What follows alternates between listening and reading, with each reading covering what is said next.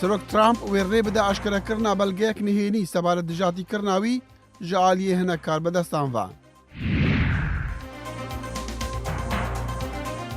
Firokên Tirkiya gundê Xaltayê devera şarawa li Efrînê wêran dikin. û li Washington dû filîmên dokûmenterî li ser şerê pêşmergeyan li dijî Daeş tên nîşandan.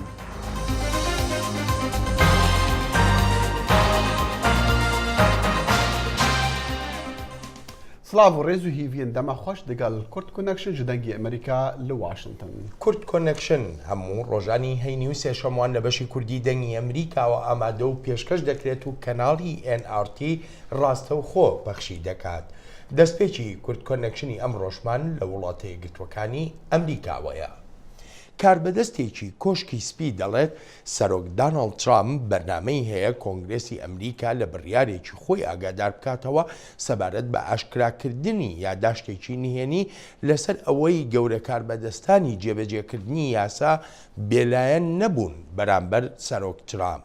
وەک دەگوترێت ئەو یاداشتە وردەکاری هەوڵەکانی وەزارەتی دادی ئەمریکای تیادایە بەر لە هەڵبژاردنەکەی ساڵی 2016 سەرۆکایەتی تا دەسەڵاتی چاودێریکردنی ڕاوێژکارانی هەڵمەتەکانی هەڵبژاردننی ترامپ بکەن لەسەر ئەگەری هەبوونی پەیوەندی لەگەڵ ڕووسیاییەکاندا. سەرۆکی ئەمریکا دۆناڵد ترامپ نەخواست بەرسەڤا ڕۆژنامەوانان بدەت لە دەما خۆ ئامادە دەکرد بۆ بەڵاوکردنا بەلگەهەکان نهێنی و تێدا کاربەدەستên bilindên ئەمریکا bi dijatiya serokê xetabar biket. Koçka spî û Ofîsa Lêkolîna Federal digel Wîzareta Dada Amerîka rek nakevin li ser belavkirina belgehekê ku tê de gotin hîrkariyên bizava Wîzareta Dada Amerîka têdane bû çavdêrîkirina peywendiyên karbidestên kempêna helbijartinên serok Trump diger Rûsya. Serokê civata nûneraniye Komarî berevaniyê ji belavkirina belgeha nihênî diket û dibêjit merem ne armançkirina FBI ye yan Wîzareta Dadê ye. Ev ne tawanbarkirina binyad û sîstemê dadweriya me ye. Ev belgehe ne lîsta tawanbarkirina FBI yan Wezareta Dadê ye, yan dijî lêkolîna molir yan dozgerê giştî ye. Karbidestê berê FBI Robert Mueller serokatiya Komîta Lêkolînê li ser destê werdana Rûsya de helbijartinên serokatiya Amerîka diket. û niha Lêkolînê gehiştiya Koçka spî Demokrat dibêjin Rûsya nikare çi dijminkariyekê digel me biket eger em bi xwe ziyanê negihîn nexwe. Rûsya nikare çi digel me biket. Nikare gumanê li ser FBI ya Wezareta Dadê yan jî ragihandina Amerîka çêket eger em bi xwe wê nekeyin. Demokrat her wisa gumanê dixne ser rastiyên di nav belgeha nihênî da. Niha me ji FBI zanî piştî wan derfet hebû belgehê bibînin ku ew belge zaniyariyên şaş tide hene û dûre ji rastiyan û belavkirina wê bû piştgiriya serokî ye. Serokê Komîta Dadê li civata nûneran piştgiriya belavkirina belgehê nihênî dikit û dibêjit mafê xelkê Amerîka derbarê vê pirsê bizanin û em tevaya dezgehê FBI xetabar nakin. Giring em tê bigihên FBI yekem dezgehê di cîhanê de gomet parêze kêşe ne digel tevaya FBIyan de ye lê digel hindekê karbidestên bilind de ye. Ofîsa Lêkolîna Federal FBI di raportekê da ragihand belavkirina belgeha nihênî cihê nîgeraniyê ye. Li dema serok Donald Trump piştrast dikit kempêna helbijartina wî çi peywendî bi Rûsya ve nebû. Xalid Fettah, dengê Amerîka. Wezîrê Derveyê Amerîka Tillerson seredana welatên Amerîka Latîn dike û ji darî dide ku wesa diyar e Çîn û Rûsya rolên têkder di herêmê de dileyîzin wî rijdî li rêberên Amerîka Latîn kir heta digel Amerîka karî bikin. Tillerson ev hişdarî weşan berî bigehte Meksîko ji bo civînê digel rêberên wê. Wî got îro Çîn karî dike da ku cihê pêxwe bike di Amerîka Latîn de Çîn yariya aborî bikardîne ji bo herêmê ji ser şopa wê la bide. Li demê ku hinek qazan ji vê bazirganî heye lê bazirganiya nerewa ziyanê digehîne gelek welatan ew rêjeya bêkariyê bilind dike û kirêya karî nizm dike. Piştî Meksîko Tillerson wê seredana Argentina, Peru, Kolombiya û Jamayka bike. ئەو کابرایی بە ڤانێکەوە خۆی کرد بە ناو ژمارەیە موسڵماندا لە نزیک مزگەوتێکەوە لە لەندەن و کەسێکی کوشت و پازدەی تریشی بریندار کرد ئەمڕۆ هەینی دادگا بڕیار لە سزادانی دەدا. دارن ئۆسبۆرن ڕۆژی پێنجشەممە دادگا بە گوناهباری ناسان لەو هێرشەی مانگی شەشی ڕابردوودا. دارن تەمەنی 48 ساڵە و دوای هێرشەکەی دەست بەجێ دەستگیر کرا. دادپارێزان دەڵێن دارن پاش چەند مانگێک لە تەماشاکردنی بەرنمەیەکی تەلەڤیزیۆنی لەسەر شەرمەزاری دەستدرێژی سێکسی بۆ سەر منداڵان کە دەستەیەکی تاوانکار کوردیان و زۆر بەشیان موسڵمان بوون ئەوجا بۆتە کەسێکی ڕادیکاڵی. دارن نکوڵی لەو گوناهبارکردنە کردووە بەڵام خواستی خۆی بۆ کوشتن نەشاردۆتەوە. فڕۆکên Tirkiya doh jî gundê Xaltayê devera şarewa li Efrînê bombaran kir weka beşek ji operasyona artêşa Tirkiya digel hinek komalên çekdarên Erebên Sûriya li ser devera Efrînê. Peyamnêra dengê Amerîka li Efrînê doh çû bû gundê Xalta. Gundê Xaltayê 10 kîlometr dûrî bajarê Efrînê rastî tûbaraneke dijwar ji aliyê balafirên Tirkva hat. Gundê Xalta niha bi temamî hatiye wêrankirin û tijiyan têda nemaye.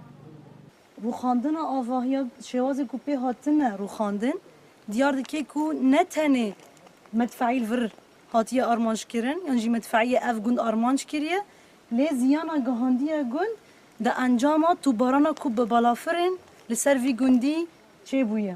Wekî ku dîmen jî xuya dike di encama dema ku gund piştî hatiye tûbarankirin xelkê devera xwe dev jêberdayî gundê xwe dev jêberdayî çûye sewalê wan li şînwan wan e û bîne qurbaniya êrişê ku li ser gunda hatiye. Xelkê gundê Xalta ku ji her du pêkhateyên Kurd û Erebin bi çandin û xwedîkirina sewalan debara jiyana xwe dikirin. Di tûbaranê da sewal û alavên wan yên çandinê jî wêran bûne. Newrûz Reşo, dengê Amerîka, Efrîn.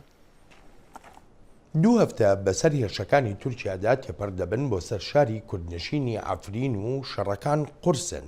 هەردوو لای شەڕ چەکی قورسیان هەیە هەر بۆیە دەگوترێ پێشڕەویەکان خاون. زیانی گیانی خەڵکی سیڤیل زۆرن و ڕێکخراوە فریاگوزاریەکانیش دەڵێن هەموو شتێک بوونەتە تەگەرە لە بەردەم هەوڵەکانیاندا. هاوکات کورد لە سووریا گلەیی لە کۆمەڵگەی نێونەتەوەیی هەیە لەسەر نەبوونی هەڵوێستێکی ئەوتۆ بەرامبەر هێرشەکانی تورکیا دەیکات بۆ سەر شاری ئەفرین. بۆ کورد لە سووریادا پشتیوانی وڵاتە یەکگرتووەکانی ئەمریکا لە هێزەکانیان هاوکاتی شەڕەکانی دژی تێرۆریستانی دەوڵەتی ئیسلامی بەس نییە بۆ پاراستنی ژیان و ئارامی و ئەو سەقامگیرەی پێویستیانە. ئێستا کوردی سووریا بە نیگەرانیەوە لە هەڵوێستی ئەمریکا دەڕوانێت. با سەرەتا ئەو بڵێم ئەو هێزە کوردیانەی لە ئەفرینن پشتیوانی هەوپەیمانانیان نییە. ئێمە زۆر نیگەرانین لەو ڕەوشەی ئەفرین دەشێت ببێتە مای ئاوارەبوون و پەنابەرێتێکی زۆری خەڵک و هەروەها زیانی گیانی خەڵکی سیڤیل لەسەر هەموو ئاستەکان لە وتوێژدان لەگەڵ تورکیادا بۆ هێورکردنەوەی ڕەوشەکە. دوای شەڕی ئەفرین وها چاوەڕوانیش دەکرێت تورکیا شەڕ بگوازێتەوە بۆ ناوچەی منبج کە هێزە سەربازیەکانی ئەمریکا لەوێن. ناتوانم پێشببینی بکەم ئایا حکوومەتی تورکیا دوای ئەفرین چی دەکات، بەڵام داوامان لێ کردووە کە کردە لەشکریەکانی سنووردار بن و درێژە بە وتوێژەکانیش بدرێت. ناتوانین سەرنجەکانمان لەسەر شەڕی لە ناوبردنی داعش لا بدەین. لەگەڵ هێرشە زەمینیەکانیدا ئەنکەرە بەردەوام بردومان و تۆپبارانێکی قورسی ئەفرین و ناوچەکانی دەوروبەریشی دەکات. وضع القصف يوميا في قصف الطيارة ما بتفارق السماء. فڕۆکەکانیان ئاسمان جێناهێڵن مەبەستم بردمانەکانی تورکیایە تۆپخانەکانی تورکیا شەو ڕۆژ زرمەیان دێت زیانێکی زۆری گیانی ناو خەڵکی سیڤیلدا هەیە ئەوە تا زۆر شوێنیان خاپور کردووە. کورد لە سووریا مۆسکۆ بە خیانەت گونابار دەکات چونکە ئەو هێزە سەربازیانەی رووسیا کە لە ئەفرینن هەڵوێستێکی ئەوتۆیان نەبووە بۆ پاراستنی خەڵکی سیڤیل لە هەموو ئەو مەترسیانەی ڕوبەڕووی ئەفرین و خەڵکی سیڤیل بوونەتەوە لە ئاکامی ئەو هێرشانەی تورکیا. مۆسکۆ ئاگاداری ڕاگەاندنی هێندێک لە سیاسی کوردەکانە کە رووسیا و ڕژێمی سووریا بە هەماهەنگی گوناهبار دەکەن لەو هێرشانەی تورکیا دەیان کات تەنانەت بە خیانەتکردنیش لە کورد گوناهبار دەکرێن. بەڵام جارێکی تریش دەیڵێمەوە ئەوە رووسیان نییە ئەو ڕەوشەی دروست کرده بێت تا تورکیا بە هەڕەشە و مەترسی بزانێت لەسەر ئاسایشی نیشتمانی خۆی. سەرۆکی فەڕەنسا جەخت دەکاتەوە لەو ئاگاهی پێشتردا بووی وەکاردانەوەی قورسی ئەنکەرەی بە دوای خۆی داهێنا سەبارەت بە هێرشەکانی تورکیا و جارێکی تریش دەڵێت ئەگەر ئەو هێرشانەی ئەنکەرە سنووردار نەبن ئەوە دەچنە خانەی داگیرکردنەوە.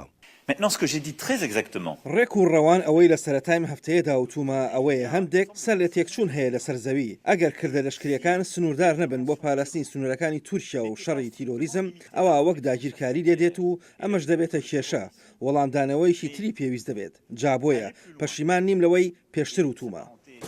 تەواوی ڕەوشی سووریا بە گشتی و عەفرینیش بە تایبەتی کاریگەری نەرێنیان هەیە بەسەر گەیاندنی کۆمەکە مرۆییەکانەوە بۆ ئەو وڵاتە بە شەڕوێران بووە. بە شێوەیەک نەتەوە یەکگرتوەکان دەڵێ ڕەوشی سووریا هاوار دەکات ئاگربەست پێویستە. پێویستمان بە کۆتایی پێهێنانی شەڕە هەروەها پێویستە رووسیا و تورکیا و ئێران جارێکتر ڕەوشەکە هێور بکەنەوە وەک پێشتر داوایان دەکرد و کردیان ئێستا نەخۆشخانەکانیش بردومان دەکرێن هەروەها ئاوار سیڤیلەکان کەوتونتە ناو شەڕی هەردوو لاوە و لەژێر هێرشی ئاسمانیدان. تۆپباران و بردومانەکانی تورکیا شوێنەوارە دێرینەکانی ئافرینیشی گرتووەتەوە. پەرستگایەک ئارامیەکان نزیکەی 1000 ساڵی پێش زاین دروستیان کردبوو لەم هێرشانەدا وێران کرا و تەنها ئەو شوێرەی وەک پاسەوانی پەرستگاکە بووە ماوەتەوە و سەیری بەرزاییەکانی ئەفرین دەکات. بەڵێ وەکو دەبیسن فڕۆکێن تورکیا ئاسەوارên dîrokiyên perstgeha Endara bombaran kirin çavderên herêmê dibêjin pitir ji nîveka van şûnewaran hatine wêrankirin dê êrişê de gelo giringiya dîrokiya vê perstgehê çi ye? Me ev pisyar bi Skype ji Elî İso nivîskar û sernivîskarê Êzdîna li Almanya kir.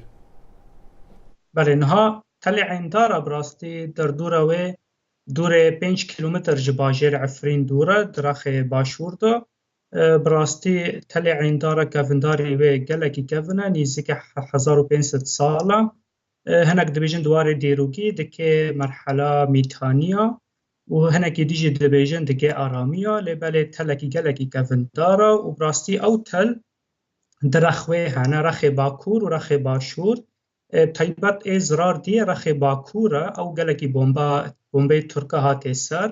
Ew ciyê ku hatî bombebarankirin û hatî wêrankirin tu dibêjî li rexê Bakur e Bakurî perstgehê ye.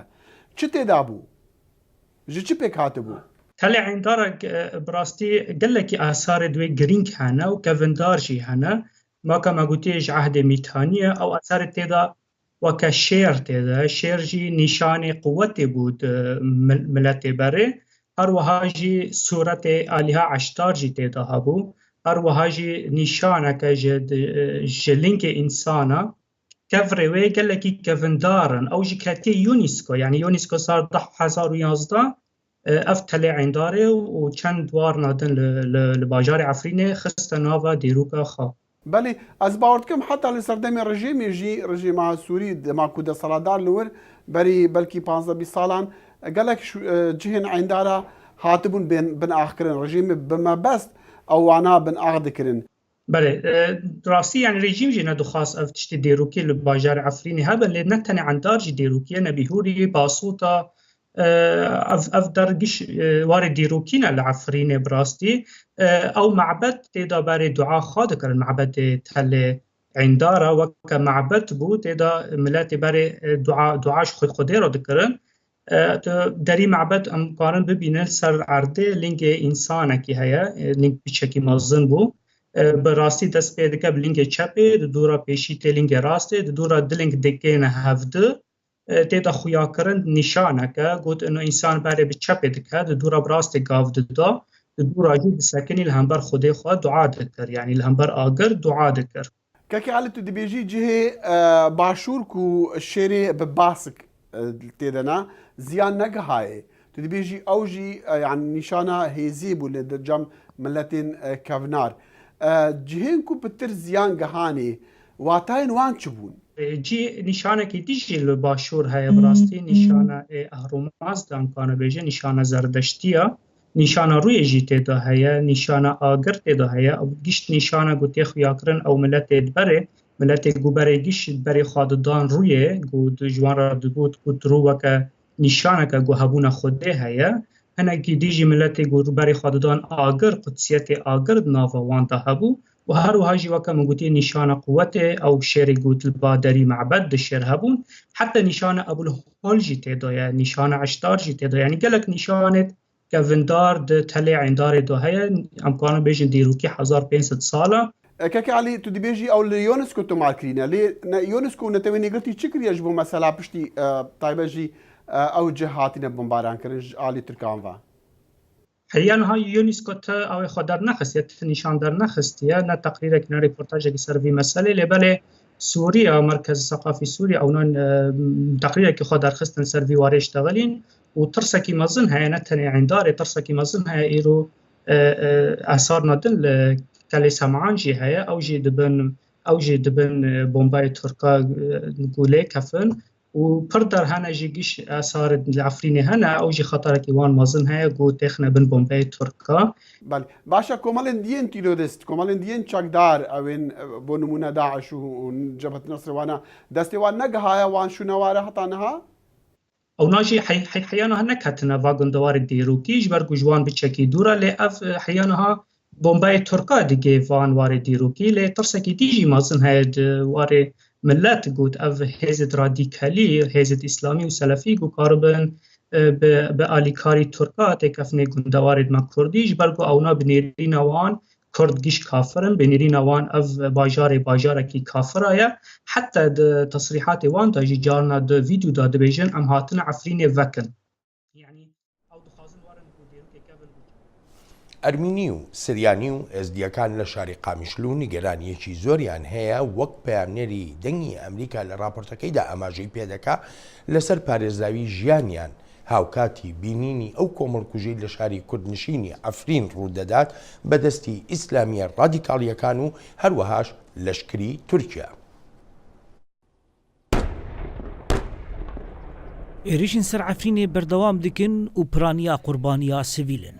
ئەرمەن سریان و ئێزیدیین باکوورێ سووریایê ew jî metirsiya xwe dînin ziman û dibêjin metirsî ji gefên grûpên îslamî yên êrîşkar hene got komkujiyan di derheqê wan de bike li Efrînê. Ermen û Siryanên Qamişlo bi çalakiyan êrîşin ser Efrînê protesto dikin.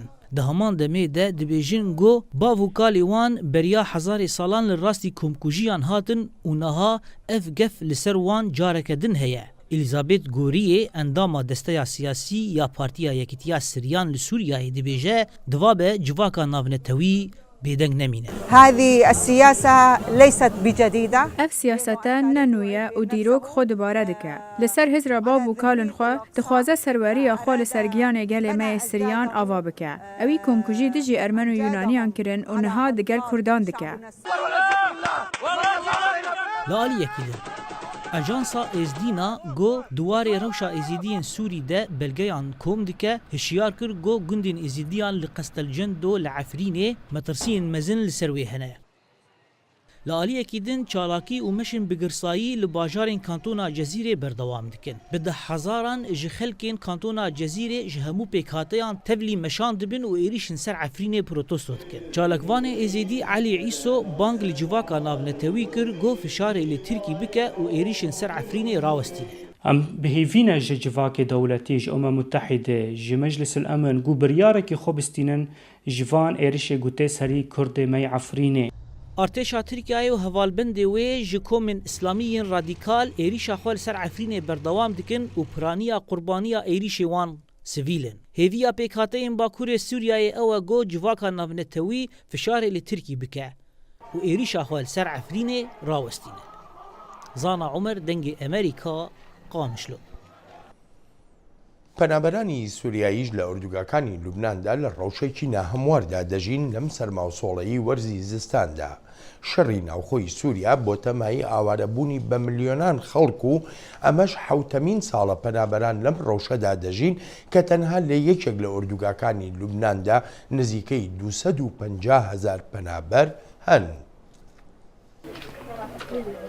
باهۆز دەرباس بوو لێج بۆ پەنابەرên سووری لە لبنانê rewşa dijwar ya zivistanê hîna berdewam dibe. Li van kampên penaberan got seranserî Libnanê girtine. Keş û hewa dijminekî bêçare ye. Hin ji kesên penaber zivistana xwe ya heftan li vir derbas dikin.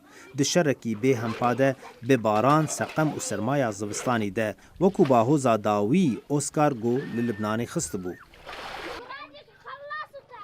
كسر السباحيات من فوق بانی خانی تف کتی خواره دیوار تف دخراب بونه او آف در باسی کنان دبه جناv milyonên kesên penaber gonavê xwe li Libnanê dabûn 250,000 kes tenê li van kampan li deşta Buqaê ya sînordarê Sûriye dijîn. Kar li vir zor e û peyda nabe. Bê tenê werziye piraniya xelkê xizanin. Cimareke kêm ji wan xwedî perene û ew karin keresteyên germahiyê ji xwe re bikirin û konên baş jî peyda bikin. ev zivistana han sar û bi baran bû. Min çi pare wernegirtiye ji bo ez sotemeniyê bikirim. Di vê zivistanê de min çi tiş wernegirtiye. Hüseyin Hesen û malbata xwe ji berî du mehan ji Sûrî derketine. Lê ava baranê dîsanê derbasî mala wî bibû, gojiyana zarokê wî dixîne ber metirsînê. Jiyana me ne tişteke, tiştekî me tunne ye. Tenê tirs. Tirs ji nexweşî û tu tiş tuneyê ku em xwe pê gerim bikin. Bi rastî jiyana me pir zor e. Hikûmeta Libnanî û beşên xwe yên avasaziyê bi alîkariya rêxistinên navnetewî ji bo karûbarê mirovantiyê hewl didin got rewşeke baştir ji wan kesên penaber peyda bikin. Bingeha van kempan ne plankiriye û qed bikêr nayê. û li Libnanê wek tu dizanî mer ji avakirina kempan re hene. û nabe em ji wan re yên bicîkirî ava bikin û alîkarî di vê salê de pir kêm bûye. Encamên ev rûdawên keş û hewayê ziyana wan ji texmînan bêtir bûn. Ji ber ew serma çiyayên derûberê Buqaê got meha çileyê de 16 kesên Sûrî jiyana xwe ji destan ji ber bahoza baranê. Dema got xwestin sînorê Libnanê derbas bikin. Mişan el Abid û keça xwe ya 3 salî Sara di wê zoriyê de ne godayek jin û keça wî ya din jiyana xwe ji destan di vê riyê de. تعرف الواحد يخاف انه ماشي بالطريق. جيانا من بترز بول السروان لنا دبو دفيكو ما بكرا يا هر بيشكو او بدايك مويا جيانا ما نيسانه كچا من پر زوري كشانديه. Ev keç pir bi şensa gosaq maye. Lê gefa vê zivistanê û zivistanên din li ser wê hîna maye. عێراق لە بەردەم هەڵبژاردننی گشتیدایە و عەرەب و تورکمان لە ناوچە دابڕێنراوەکاندا بڕیاریانداوە بە یەک لیست بەشداری ئەو هەڵبژاردنە بکەن لە کاتێکدا پێدەچێت کورد بە لیستی جیا بەشدار بێت و ئەمەش وەک دەگوترێ لەوانەیە بەرەنجامێکی نەرێنی هەبێ لەسەر پێگەی کورد لەو ناوچانەدا. هەڵبژاردنەکانی داهاتووی عێراق هەڵوێستی عەرەب و تورکمان یەک دەخات و ئەو دوولایەنە لە ڕێگەی بەستنی هاوپەیمانێتی و دروستکردنی کۆدەنگیەوە کار بۆ لاوازکردنی پێگەی کورد و بردنەوەی هەڵبژاردن لە کەرکووک و ناوچە کێشە لەسەرەکان دەکەن. لیستەکە زۆر وەخواتە یەک کوردیە سونە شیعە نەما مهم ئەوەیە مەسلحەتی تورکمان قەومی ئەو مەذهبی نەما ئەوەیە کە مەسلحەتی تورکمان لەکوێ لە کەرکووک چیمان دەوێ لە مەناطقی تووس خورمات ئەوانە چیمان دەوێ. سەرجەم لایەنە عەرەبیەکانیش لە ژێر چەتری هاوپەیمانێتیەکدا کۆبوونەتەوە بە پێی وتەی ئیسماعیل حەدیدی سەرۆکی ئەنجومەنی سیاسی عەرەبیش لە کەرکووک بۆ دەنگی ئەمریکا دەیانەوێت لە هەڵبژاردنەکانی داهاتوودا مفاجەئە بخڵقێنن. لە بەرامبەریشدا کورد بە پەرتەوازاییەوە دەچێتە نێو هەڵبژاردنەوە. پارتی وەکو گەورەترین لایەنی کوردی لەسەر ئاستی هەرێم بەشداری هەڵبژاردن لە کەرکووک ناکات. یەکێتیش بە لیستی جیاو لایەنەکانی تریش لیستی تایبەت بە خۆیان هەیە کە بەڕای ئەندامێکی سەرکردایەتی یەکگرتووی ئیسلامی ئەم فرە لیستیە پێگەی کورد لاواز دەکات. ئێمە لای خۆمانەوەکو یەکگرتووی ئیسلامی کوردستان بڕیارمان پێبووکەوە بەیەکەوە هەموو لایەنەکان بەیەکەوە بە یەک لیستدا بەزین بەڵام کاتێک ئاگامان لێ بوو سەیمان کرد لایەنەکان پەرد بوونە بەسەر دوو لایەنی ترا بۆیە ئێمە وامانەوە باشدانی کە نەچنە هیچ لایەنێکانەوە. یەکگرتنی لایەنە عەرەبی و تورکمانیەکان و پەرتەوازایی کورد لە کاتێکدایە کورد لە ئێستادا زیاتر پێویستی بە یەکدەنگی هەیە بۆ بەهێزکردنەوەی پێگەی خۆی لە ناوچە کێشە لەسەرەکان بەو پێی لە دوای 16 ئۆکتۆبەری ساڵی ڕابردووەوە دەسەڵاتی لەو ناوچانە لەدەستداوە. ئەم ناکۆکیەی کە ئێمە لە ماڵی کووردە ئەیبینین لە ڕاستیدا کێشەیەک نییە کە بگەڕێتەوە بۆم چەند مانگە ئەگەڕێتەوە بۆی کە ئێمە لە بیر و ئەندیشەی سیاسی خۆماندا بەردەوام بیرمان لەوە نەکردوێتەوە کە بەرژەوەندی نەتەوەییمان چییە و هەمومان کۆک بکەوین لەسەر بەرژەوەندی نەتەوەی. ئێستایش کە گەیشتووەتە ئەنجامەکەی ئەوە بووە کە ئێمە تەنانەت ئامادەین لە بەرەکانی جەنگیشە پشتی یەکتری بشکێنین ئەمە زۆر جێگای داخە. چاوەڕوان دەکرێت ئەنجامی هەڵبژاردنەکانی داهاتوو تەرازووی هێز لە ناوچە کێشە لەسەرەکان بگۆڕن بەو پێی سەرجەم لایەنەکان بە قورسایی زیاترەوە بەشداری پرۆسەکە دەکەن. دڵشادەنوەر دەنگی ئەمریکا پارێزگای کەرکووک. پێشمەرگە و شەڕی داعش ناوێت دوو فیلمên داکیمنتریە ناودارێکی فەرەنسی لە هەرێما کوردستانی بەرهەم ئینانەوە بەری چەندێکی لە واشنگتن هاتنە پێشاندان. فەستیڤاڵی زستانی ساڵانەی فیلمی جوولەکەکان لە واشنگتن دەستی پێکرد. ئەمساڵ دوو فیلمی دۆکیومنتەری لەسەر شەڕی کورد لە دژی داعش بەشدار بوو. فیلمەکانی بەناوی پێشمەرگا و The Battle of Mosul یاخود شەڕی مووسڵ لەلایەن فەیلسوفی فەڕەنسی برنارد هەنری لیڤی سازکراوە لە کاتی سەردانی بۆ هەرێمی کوردستان. بەڕێز لیڤی گوتی پێویست بوو ئازایەتی کورد و پێشمەرگە لە شەڕی دژی داعش زیاتر باس بکرێت لە واشنگتن. ئێمە لە دڵی ئەمریکا و لە دڵی سیستەمی دەسەڵاتی وڵاتەکە داین. من لەو باوەڕەدام کاریگەری ئەم شەو لە شاشەکانەوە بە وردبینیەکی زۆرەوە لەلایەن هاوڕێ کوردەکانمەوە دەمینرێ و بە سەرنجێکی مەزنەوە. فەستیڤاڵەکە بە فیلمی پێشمەرگە دەستی پێکرد. دۆکیومنتەریەکە بە کورتی باسی یادی پێشمەرگە دەکات و سووربوونی بەردەوام تا هەڕەشەی تێرۆر لە هەرێمی کوردستان و ناوچەکانی دەور و بەر نەمینێن. فیلمی The Battle of Mosul باسی ڕزگاربوونی مووسڵ دەکات لەلایەن پێشمەرگە و سوپای عێراقەوە. ژمارەی زۆر لە بەشداربووان گوتیان زانیاریان زیاتر بوو دەربارەی کورد دوای بینینی ئەم فیلمە. دوای بینینی ئەو دوو فیلمە زانیاریم لەسەر کورد زۆرتر بوو. بەڕاستی جێگای داخە کە بەردەوام کورد ناومێت دەبن. سەرەڕای ئەو هەموو دڵسۆزی و یارمەتیانەی بۆ ئەمریکا هەیان بۆ کردویانە. سرم سوورمایە کە جیهان لەبەر بەرژەوەندی سیاسی بە تەواوی خۆی لادەدا لە کاتێکدا خەڵک پێویستیان بە یارمەتی هەیە. دوای نیشاندانی فیلمی پێشمەرگە گفتوگۆی ئامادەبووان لەگەڵ لیڤی بەڕێوە چوو. گفتوگۆیەکە تیشکی خستە سەر هەواڵەکانی هەرێمی کوردستان دوای ڕەفراندۆم کە چۆن وڵاتانی ڕۆژئاوا داواکاریەکانی کوردیان بۆ سەر بەخۆیی وەلانە لە جیاتی پاداشکردنیان لە شەڕ دژی تێرۆریستانی داعش. خەڵکی لێرە سەری لێ شێواوە و نازانن لەو شوێنە چیان بەسەر دێت. دەبێ ئێمە سپاسگوزاری ئەو خەڵکە بین کە لە جیاتی ئێمە شەڕیان کرد. ئێمە ئەو کەسانە نەبووین کە لە شەڕی داعشدا کوژراین. خەڵکی تر لە بری ئێمە شەڕی ئەوانیان کرد بۆ ئەوەی ژیانی ئێمە بپارێزن. قەرزارباری ئەوانین کە چیان ویست پێیان بدەین. پاش ئەو هەموو خوێن ڕشت پاش ئەو هەموو کوشت و تەقلایی ئەوان کەی ڕۆژێک دێت کورد خەڵاتەکەی وەربگرێت بۆ ئەوەی پیان بڵێن سوپاس بۆ پاراستنی بەرژەوەندیەکانی خۆرئاوە. ئێمە دەستبەرداریان بووین. ئێمە خیانەتمان لێکردن. بۆ من ئەمە برینێک کە ساڕژ نابێت.